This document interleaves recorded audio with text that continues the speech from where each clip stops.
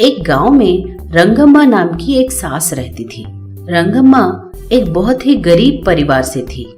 बड़ी मेहनत से उसने अपने बेटे को पढ़ा लिखा कर काबिल बनाया और सरोजा नाम की लड़की से शादी करवाती है।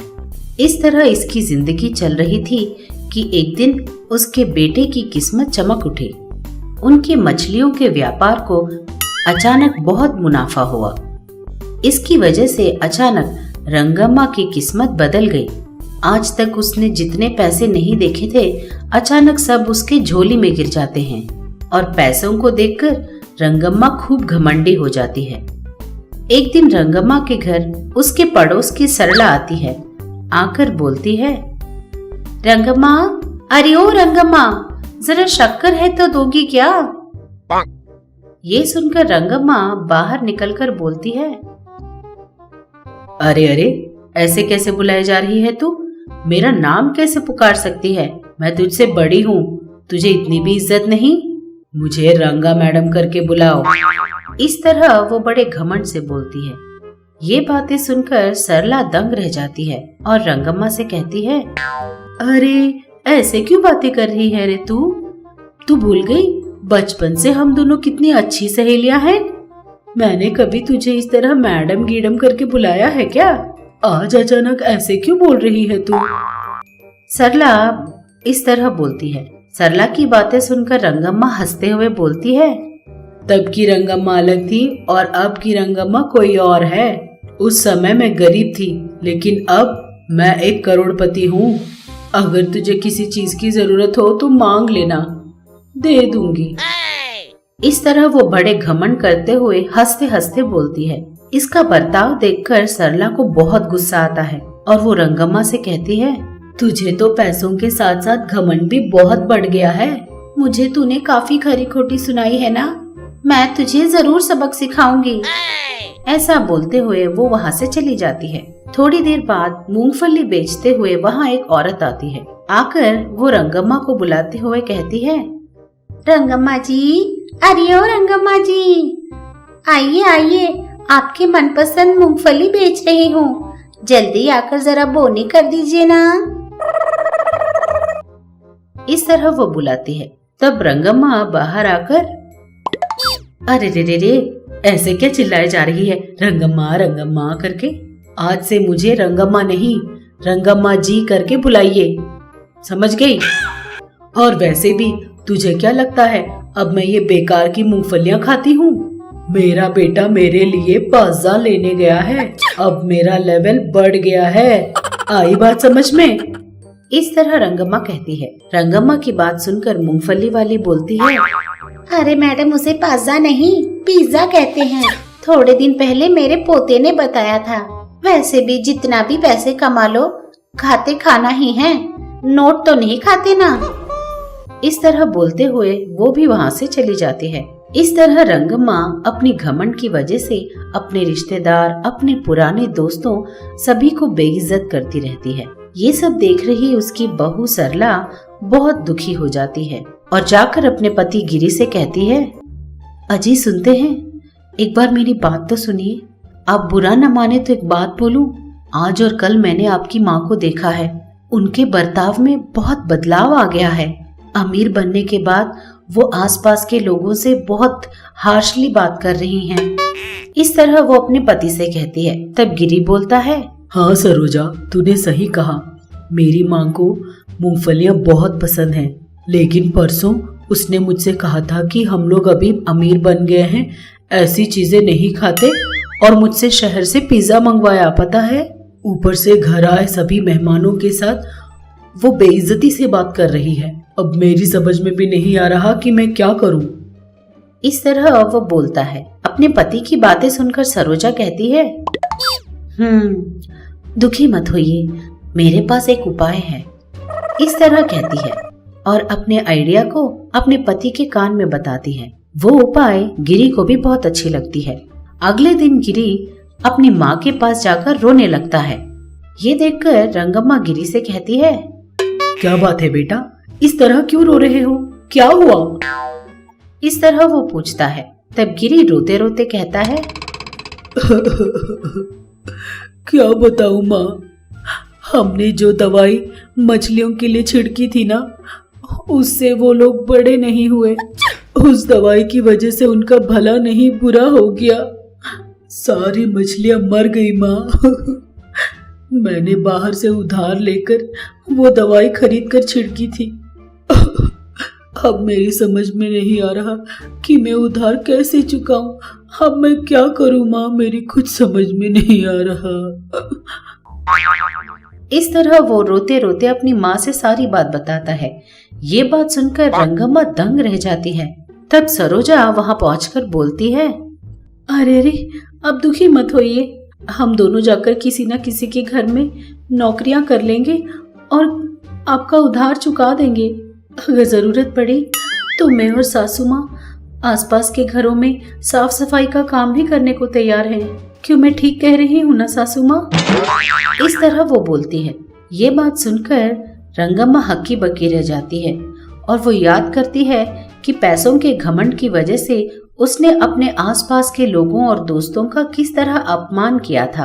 अपना बर्ताव याद करके रंगम्मा रोते रोते अपने बहू बेटी से बोलती है, अरे अरे रे, ये मैंने क्या कर दिया।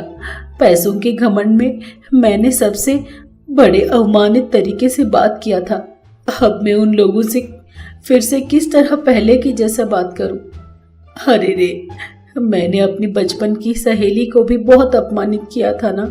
अब मैं उन लोगों के सामने किस मुंह से जाऊं बेटा।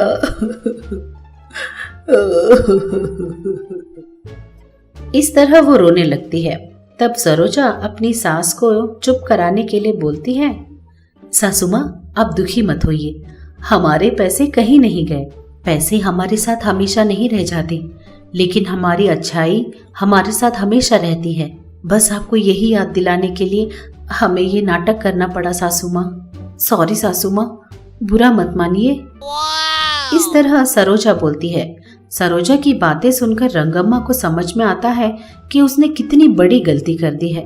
तब वो सरोजा से कहती है, तूने मेरी आंखें खोल दी बेटी, मुझे तेरा शुक्रिया अदा करना चाहिए। मैं आज ही जाकर, आज तक मैंने जितने लोगों को अपमानित किया है उन सब के पास जाकर माफी मांगकर उन सबको अपने घर भोजन के लिए आमंत्रित करूंगी बेटी। रंगम्मा कहती है। रंगम्मा में आए बदलाव को देखकर सब लोग बहुत खुश हो जाते हैं और जैसा रंगम्मा ने कहा था उसी के मुताबिक वो अपने दोस्तों, आसपास के लोगों और उस मूंगफली बेचने वाली लड़की को भी अपने घर खाना खाने पर बुलाती है और इस तरह फिर से सब लोगों के साथ अच्छा बर्ताव करने लगती है। बेटा या बेटी। एक गांव में रमेश नाम का आदमी रहता था। उस गांव में उसका बड़ा नाम था, ऊपर से बहुत अमीर भी था, लेकिन उसे लड़कियां बिल्कुल पसंद नहीं थी। वो हमेशा यही चाहता था कि उसका सिर्फ बेटा ही हो और बेटा पाने के लिए उसने कई सारी पूजा और अर्चनाएं की। डिलीवरी के टाइम पर उसने पंडित जी को घर पर बुलाया और कुंडलियां भी बनवाई। कुंडली देखकर पंडित जी रमेश से बोलते हैं, आप बिल्कुल फिक्र मत कीजिए रमेश जी, आपका सिर्फ बेटा ही होगा बेटा, मेरी बात का विश्वास कीजिए। इस तरह बोलते हैं। तब रमेश बोलता है, आप सच बताइए पंडित जी, मेरा बेटा ही होगा ना? इस तरह रमेश फिर से पूछता है। तब वो पंडित जी बड़े कॉन्फिडेंस के साथ बोलते हैं, ये देखिए, आपको अभी तक मुझ पर विश्वास नहीं है, आपका तो सचमुच ही लड़का ही होगा। अगर नहीं हुआ तो यहीं खड़े खड़े मैं अपनी जीभ काट लूंगा। इस तरह वो पंडित जी बड़े कॉन्फिडेंट के साथ बोलते हैं। तभी डिलीवरी करने वाली बूढ़ी औरत बाहर निकलकर बोलती है, बेटा आपके जुड़वा बच्चे हुए हैं, एक लड़का और एक लड़की। इस तरह वो बूढ़ी औरत बोलती है। ये बात सुनते ही रमेश और पंडित जी दोनों दंग रह जाते हैं। बेटी के पैदा होने की खबर सुनते ही रमेश बहुत दुखी हो जाता है। पंडित जी गलत भविष्यवाणी करने के कारण पंडित जी पर उसको बहुत गुस्सा आता है और उस बुढ़िया औरत से कहता है, माँ जी जरा वो चाकू तो ले आइए। इस तरह वो गुस्से से बोलता है। ये बात सुनते ही पंडित जी बहुत डर जाते हैं और कांपते हुए बोलता है, अरे बेटा, अभी चाकू की क्या जरूरत, मैंने तो यूं ही बोल दिया था कि मैं अपनी जीभ काट लूंगा।